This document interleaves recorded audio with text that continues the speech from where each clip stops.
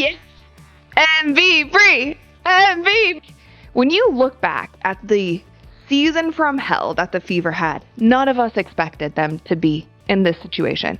None of us expected them to be winning a very close Game 3. What if I told you that Caitlin Clark might actually suit up for the WNBA Finals? I know it sounds impossible, right? For weeks, we've been told her season was over. The groin injury was supposed to sideline her for good, and the Fever were left to fight without their superstar. But now, thanks to a little-known rule hidden in the WNBA system, there just might be a pathway, however slim, for Clark to return if Indiana makes it to the league's biggest stage. Imagine it. The most talked-about player in women's basketball stepping back onto the floor under the brightest lights. That's not just a storyline. That's the kind of twist that changes everything. But here's the reality, it's complicated. The rules, the risks, the roster moves, they're all intertwined. Some people see it as a total long shot. Others believe the loophole was designed for moments exactly like this. So today, we're breaking it all down. What the rule actually says, why the Fever may have left themselves an opening, and what Clark's return would mean for Indiana's chances at a championship. Let's start with the basics. Nobody had Indiana pegged for this. At the start of the year, most analysts didn't even have the Fever making the playoffs. They were young, inconsistent, and banged up. When Caitlin Clark went down, everyone assumed the season was finished. But something wild happened. Instead of folding, the Fever found themselves. They clawed their way into the semi-finals and now sit just one step from the finals. Think about what that means. Aaliyah Boston has embraced a bigger role, stepping up as the anchor inside. Kelsey Mitchell has been on fire, carrying stretches of the offense. Veterans like Natasha Howard and Odyssey Sims have been the steadying forces this team desperately needed. And even Sophie Cunningham, who many wrote off, has brought grit and toughness on both ends. This group has become the very definition of resilience. They've won games they had no business winning. They've stood tall when it looked like they'd crumble. And now, with the finals in reach, fans can't help but ask, if they've come this far without Caitlin Clark, what happens if they get her back? The answer: Terry. Because with Clark in uniform, Indiana's ceiling doesn't just rise. It blows wide open. Let's rewind. Caitlin Clark hasn't played since suffering that groin injury weeks ago. The Fever quickly announced she'd miss the rest of the regular season, and most people assumed the playoffs too. Groin injuries are tricky. Sometimes they heal in 2 weeks. Sometimes they linger for months. Clark only got about 13 games into her rookie season, which was shocking considering how much hype surrounded her debut. She was supposed to take the league by storm, and for a while she did. Indiana was selling out arenas. TV ratings were breaking records. Suddenly, the Fever weren't just another team. They were the must-watch show in women's basketball. But here's where it gets interesting. Most groin injuries heal somewhere between 2 to 6 weeks depending on severity. We're now well beyond that timeline. Clark has had time to heal, time to train, and maybe even time to prepare behind the scenes. Which raises the obvious question. If she's healthy enough, why not bring her back? And this is where the conversation shifts from health to rules. Because in the WNBA, it's not just about whether Clark's body is ready. It's about whether the league allows it. Normally, once playoff rosters are submitted, that's it. They're locked. No more hardship signings, no 7-day contracts, no last-minute free agents. You ride with what you've got. But there's a catch. The league has a clause that allows teams to activate players who are already under contract but listed as inactive. That means if a player is on maternity leave, suspended, or injured, they can technically be moved to the active roster if a spot opens due to another injury. Guess what? Caitlin Clark fits that description. She's not some random free agent. She's signed. She's under contract. She's part of the Fever organization. That's why people are buzzing. Technically, the Fever could activate her under this rule. Now, before you get carried away, exceptions are rare. The league doesn't just hand them out like candy. But the fact that the language exists means this isn't just a fantasy. There's a real pathway, slim but real, for Caitlin Clark to suit up in the finals, even though the roster deadline has already passed. because it means Caitlin Clark's season might not be fully over. Most fans assumed the injury announcement was final. But under the CBA, as long as you're under contract, you're never completely out of the picture. That's the key difference between being on the active playoff roster and being under team control. A player can sit on the inactive list but still be eligible for activation under certain conditions. And here's another wrinkle.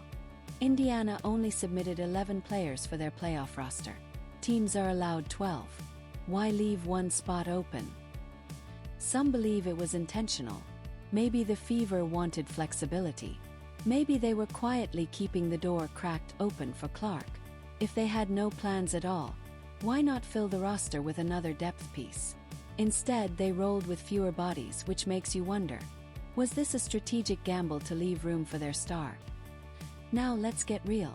Even if the rules allow it, the biggest question is whether Caitlin Clark is ready. Playoff basketball isn't light. It's physical, it's fast, and it tests everything you've got.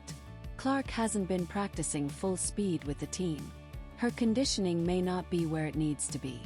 And the risk of re-injury is very real. But here's the flip side. Even a 60% Caitlin Clark changes the game. Her shooting forces defenses to stretch. Her vision creates opportunities for teammates. Her presence alone lifts the energy of everyone around her. With her on the floor, Indiana's puncher's chance against anyone, including the defending champion Aces, suddenly feels a lot more dangerous. And let's not forget the business side. Caitlin Clark isn't just a player. She's the biggest draw the league has seen in years. Her return in the finals would mean packed arenas, record TV ratings, and headlines across the sports world. The WNBA knows that, which makes this decision even trickier. Do you protect the player's long-term health, or do you lean into the chance for a historic moment? So here's where we land. Technically, Caitlin Clark could return. She's under contract. The Fever left a roster spot open. The rules provide a slim but very real chance. Realistically, it's still a long shot. She hasn't been at full practice. The risks are huge. And the Fever may decide to play it safe rather than gamble on her future.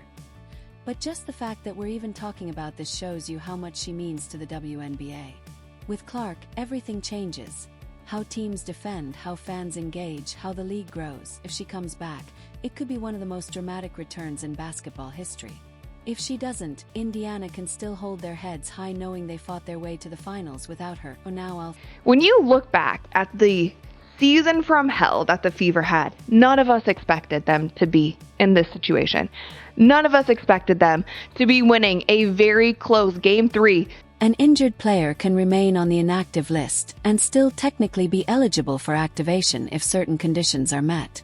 That's an important distinction because it sets this situation apart from hardship or emergency contracts, which automatically expire once the regular season ends. What makes this wrinkle so fascinating is just how rarely it even comes into play. Very few athletes of Caitlin Clark's caliber have ever found themselves in such a position, sidelined by injury, yet still looming as a potential postseason weapon. It's exactly the kind of scenario that forces coaches, executives, and even league officials to pause and think hard. If Clark truly has a path to return, what should Indiana do? Do the Fever take the risk and bring her back for the biggest stage, potentially shaking up the delicate balance they've built? Or do they stick with the group that carried them this far? That's what makes this clause more than just a quirky technicality. It represents a decision that could completely reshape how the season ends. Of course, the gamble is enormous. Bringing back a star player after a lengthy injury layoff is never simple. The risks are obvious and sobering. Clark may not be in true game shape. She could aggravate her injury under the intense pressure of playoff basketball. Her return could even disrupt the rhythm of a team that has finally clicked after months of grinding. Chemistry is fragile, and the postseason is hardly the time for experiments. But then there's the other side of the equation. Even at 60 or 70% of her full strength, Caitlin Clark is still one of the most dangerous players in the WNBA. Her shooting stretches defenses to their breaking point. Her vision creates open looks that others can't.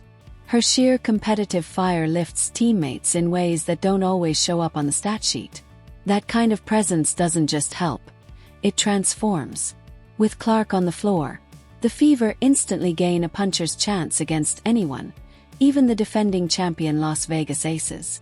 She changes the way opponents scheme, the matchups they prepare for, and the respect they give to Indiana. And so the Fever face the toughest possible choice. Do they gamble on their franchise cornerstone for the possibility of a historic run? Or do they protect her long-term future and accept that this year's fight may have to be waged without her? It's the timeless dilemma. Short-term glory versus long-term security. Adding another layer of intrigue is the roster decision Indiana made heading into the playoffs.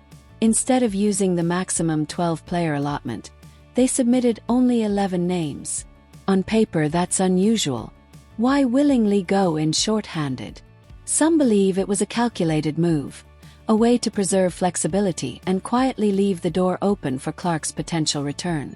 After all, if they had no intention of considering her, wouldn't it make sense to simply sign another depth piece?